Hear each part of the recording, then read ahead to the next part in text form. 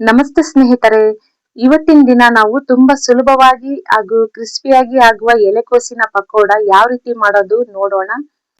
ಸಂಜೆ ಟೀ ಜೊತೆ ತಿನ್ನೋಕೆ ಸೂಪರ್ ಸ್ನಾಕ್ಸ್ ಇದು.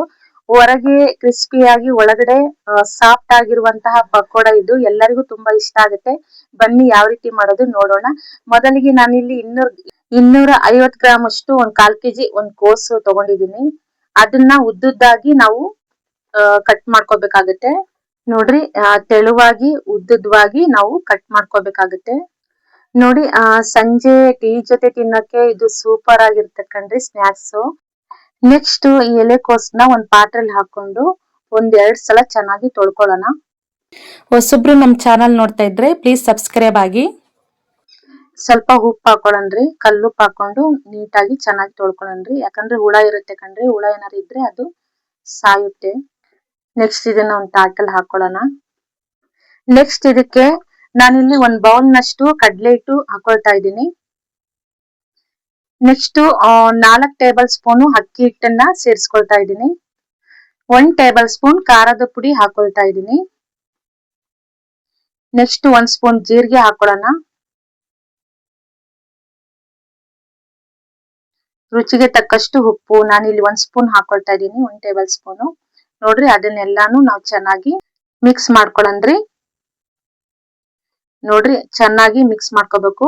ನೋಡ್ರಿ, ಇದಕ್ಕೆ ನಾವು ನೀರು ಹಾಕದೇನೆ ನಾವು ಕಲ್ಸ್ಕೋಬೇಕಾಗುತ್ತೆ. ಯಾಕಂದ್ರೆ ಎಲೆಕೋಸು ತೊಳೆದಿರ್ತೀವಿ ಅಲ್ವಾ ನೀರಲ್ಲಿ ಆಲ್ರೆಡಿ, ಅದು ಸ್ವಲ್ಪ ನೀರಿನ ಅಂಶ ಇರುತ್ತೆ. ಸ್ವಲ್ಪ ಮಟ್ಟಿಗೆ ಮಾತ್ರ ನೀರ್ ಹಾಕೋಬೇಕು, 1 ಹನಿ ಮಾತ್ರ. ಹಾಗೆ 1 ಈರುಳ್ಳಿ ಕಟ್ ಮಾಡ್ಕೊಂಡಿದೀನಿ. ಇದು ಆಪ್ಷನಲ್ ಕಣ್ರಿ, ಬೇಕಾದ್ರೆ ಹಾಕೋಬಹುದು, ಇಲ್ಲಾಂದ್ರೆ ಸ್ಕಿಪ್ ಮಾಡ್ಕೋಬಹುದು. ಸ್ವಲ್ಪ ಕರಿಬೇವು ಸೊಪ್ಪು ಹಾಕೊಳ್ತಾ ಇದ್ದೀನಿ. ಚೆನ್ನಾಗಿ ಮಿಶ್ರಣ ಮಾಡ್ಕೊಳ್ಳೋಣ. ನೋಡಿ, ಎಲೆಕೋಸು ಆರೋಗ್ಯಕ್ಕೆ ತುಂಬಾನೇ ಒಳ್ಳೇದು. ನೋಡಿ, ಇವಾಗ ಇದೆಲ್ಲ ಮಿಶ್ರಣ ರೆಡಿ ಆಗಿದೆ. ನಾನು ಆಲ್ರೆಡಿ ಇಲ್ಲಿ ಒಂದು ಪ್ಯಾನ್ ಅಲ್ಲಿ ಎಣ್ಣೆ ಹಾಕಿ ಇಟ್ಟಿದ್ದೆ ಕಣ್ರಿ. ಆಲ್ರೆಡಿ ಎಣ್ಣೆ ಕಾದಿದೆ. ಸ್ಟಾರ್ಟಿಂಗ್ ಒಂದ್ ಚಿಕ್ಕದಾಕಿ ನೋಡೋಣ ಎಣ್ಣೆ ಕಾದಿದೆ ಇಲ್ವೋ ಅಂತ. ನೋಡ್ರಿ, ಎಣ್ಣೆ ಕಾದಿದೆ. ನೋಡ್ರಿ, ನೆಕ್ಸ್ಟ್ ಎಲ್ಲಾ ಸಣ್ಣ ಸಣ್ಣ ಉಂಡೆಗಳಂತೆ ಹಾಕಿ ನಾವು ಇದು ಒಂದು ಗೋಲ್ಡನ್ ಕಲರ್ ಬರೋ ತನಕನು ನಾವು ಫ್ರೈ ಮಾಡ್ಕೋಬೇಕಾಗುತ್ತೆ. ವಡೆ ಹಾಕಿದ ತಕ್ಷಣನೇ ನಾವು ತೆಗಿಯಕ್ ಹೋಗ್ಬಾರ್ದು. ಸ್ವಲ್ಪ ಅದು ರೋಸ್ಟ್ ಆಗ್ಬೇಕಂದ್ರೆ, ರೋಸ್ಟ್ ಆದ ನಂತರ ನಾವು 2 ಬದಿಯಲ್ಲಿ ಮಗುಚಿ ನಾವು ಬೇಯಿಸ್ಕೋಬೇಕಾಗುತ್ತೆ. ಚೆನ್ನಾಗಿ ಫ್ರೈ ಮಾಡ್ಕೋಬೇಕಾಗುತ್ತೆ. ನೋಡ್ರಿ, ಮೀಡಿಯಂ ಫ್ಲೇಮ್ ಅಲ್ಲಿ ಇಟ್ಕೊಂಡೆ ನಾವು ಇದನ್ನ ಫ್ರೈ ಮಾಡ್ಕೋಬೇಕಾಗುತ್ತೆ. ನೋಡ್ರಿ, ಒಂದ್ 5 ನಿಮಿಷ ಫ್ರೈ ಆದ ನಂತರ 2 ಬದಿಯಲ್ಲೂ ಚೆನ್ನಾಗಿ ಫ್ರೈ ಮಾಡ್ಕೊಳ್ಳೋಣ. ನೋಡಿ, ಗೋಲ್ಡನ್ ಕಲರ್ ಬಣ್ಣ ಬಂದಿದೆ. ನೋಡ್ರಿ, ಚೆನ್ನಾಗಿ ರೋಸ್ಟ್ ಆಗಿ ಕರ್ಕೊಂಡಾಗಿದೆ. ಇದನ್ನ ಒಂದ್ ಪ್ಲೇಟ್ ಅಲ್ಲಿ ನಾನು ತೆಗಿತಾ ಇದ್ದೀನಿ. ಒಂದ್ ಪ್ಲೇಟ್ ಅಲ್ಲಿ ಹಾಕೊಳ್ತಾ ಇದ್ದೀನಿ.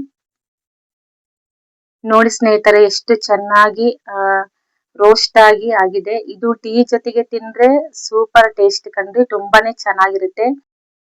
ನೀವು ಕೂಡ ಟ್ರೈ ಮಾಡಿ ನೋಡಿ, ಹೇಗಿತ್ತು ಅಂತ ಕಮೆಂಟ್ ಬಾಕ್ಸ್ ಅಲ್ಲಿ ತಿಳಿಸಿ ಸ್ನೇಹಿತರೆ. ಈ ರೆಸಿಪಿ ಇಷ್ಟ ಆದ್ರೆ ಲೈಕ್ ಮಾಡಿ, ಶೇರ್ ಮಾಡಿ, ಕಮೆಂಟ್ ಮಾಡಿ. ಹೀಗೆ ನಮ್ ರೆಸಿಪಿ ನೋಡ್ತಾ ಇರಿ. ನೆಕ್ಸ್ಟ್ ರೆಸಿಪಿಯೊಂದಿಗೆ ಸಿಗೋಣ ಸ್ನೇಹಿತರೆ. ಬಾಯ್.